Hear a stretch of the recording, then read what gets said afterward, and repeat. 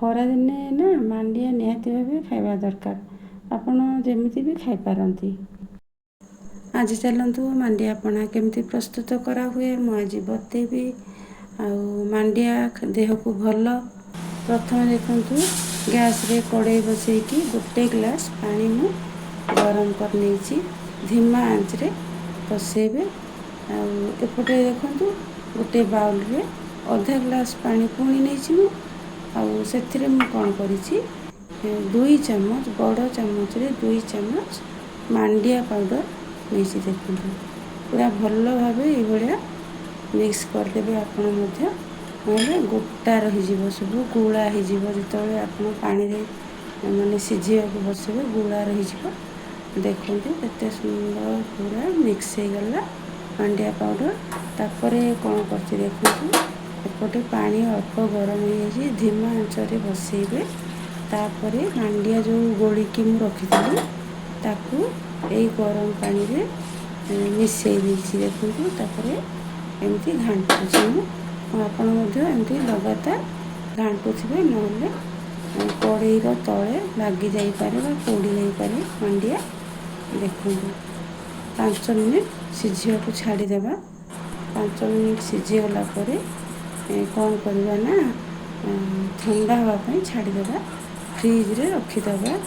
ଏଇ ଯେଉଁ ମାଣ୍ଡିଆ ପାଉଡ଼ରକୁ ଆମେ ସିଝେଇ ଦେଲେ ଆକୁ ଫ୍ରିଜ୍ରେ ରଖିଦେବା, ମାନେ ପୁରା ଥଣ୍ଡା ଯେମିତି ହେଇଯିବ। ଥଣ୍ଡା ହେଇସାରିଲା ପରେ ଆମେ ସରବତ ବନେଇବା। ସରବତ ବନେଇବା ପାଇଁ କ'ଣ କ'ଣ ସାମଗ୍ରୀ ଦରକାର ଆପଣ ଦେଖନ୍ତୁ। ତାପରେ ମୁଁ କ'ଣ କରିଛି, ଏଇ ଯେଉଁ ମାଣ୍ଡିଆକୁ ଫ୍ରିଜ୍ରେ ରଖିଦେବି, ମାନେ ଥଣ୍ଡା ହେବା ପାଇଁ ବୋଲି। ଦେଖନ୍ତୁ ଫ୍ରିଜ୍ରେ ରଖିଦେଇଥିଲି ଗୋଟେ ବାଉଲରେ, କାଚ ବାଉଲରେ, ପୁରା ଏକଦମ ଥଣ୍ଡା ହେଇଯାଇଛି, ଆଉ ଟିକେ ବହଳିଆ ମଧ୍ୟ ହେଇଯାଇଛି। ତାପରେ ମୁଁ କ'ଣ କରିବି ଦେଖନ୍ତୁ, ଆମେ ପଣା ପ୍ରସ୍ତୁତ କରିବା। ଦେଖନ୍ତୁ, ମୁଁ ନେଇଛି କ୍ଷୀର 1 ଗ୍ଲାସ୍ରେ ମୁଁ ଦେଖନ୍ତୁ ଚିନି ମିକ୍ସ କରିଦେଲି 1 ଚାମଚ।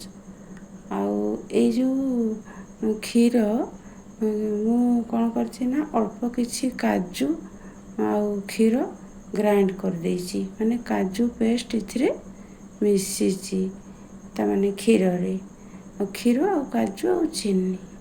ତାପରେ କ'ଣ କରିଛି ମୁଁ ଦେଖିବେ, ତାପରେ ଏଇ ଯେଉଁ ମାଣ୍ଡିଆ ପେଷ୍ଟ କରିଥିଲି ତାକୁ 2-3 ଚାମଚ ପାଖାପାଖି ଗ୍ଲାସ୍ରେ ପକାଇଛି। ଏହି ମାଣ୍ଡିଆ ପେଷ୍ଟକୁ କ୍ଷୀର ସହିତ ଗୋଳେଇବା, ଭଲ ଭାବେ ଘାଣ୍ଟିବା, ଯେମିତିକି ଭଲ ଭାବେ ମିଶିଯିବ ମାଣ୍ଡିଆ ପେଷ୍ଟ। ତାପରେ କ'ଣ କରିବା ଦେଖନ୍ତୁ, 3 ଚାମଚ ଲେଖାଏଁ ମୁଁ କ୍ଷୀରରେ ଗୋଳେଇଛି ବା କ୍ଷୀରରେ ମିଶାଇଛି। ଦେଖନ୍ତୁ, ମୁଁ ଆକୁ ଏବେ କ'ଣ କରିବି, ଫ୍ରିଜ୍ରେ ଥଣ୍ଡା ହେବା ପାଇଁ ରଖିଦେବି। ତାପରେ 2ଟି ଗ୍ଲାସ୍ ପୁରା ଥଣ୍ଡା ହେଇଗଲା କାଜୁ, କ୍ଷୀର, ମାଣ୍ଡିଆ ପେଷ୍ଟ ଏବଂ ଚିନି, ଏତିକିରେ ଆମର ସରବତ ପ୍ରସ୍ତୁତ ହେଇଗଲା। ତାପରେ ଆମେ କ'ଣ କରିବା, ତାକୁ କାଜୁ ଆଉ କିସମିସ୍ ଦେଇକି ସଜେଇବା। ଦେଖନ୍ତୁ, କାଜୁ ଆଉ କିସମିସ୍ ଦେଇକି ସଜେଇବା। ତାପରେ ଆମର ପଣା ହେଇଗଲା ପ୍ରସ୍ତୁତ। ଆଉ ମାଣ୍ଡିଆ ଖାଇବାକୁ ତ ଯେଉଁମାନେ ବି ମାଣ୍ଡିଆ ଖାଇବାକୁ ଭଲ ପାଆନ୍ତିନି, ଛୁଆମାନେ ସାଧାରଣତଃ ଭଲ ପାଆନ୍ତିନି, ସେମାନଙ୍କୁ ଏମିତି ସରବତ କରିକି ଦେବେ।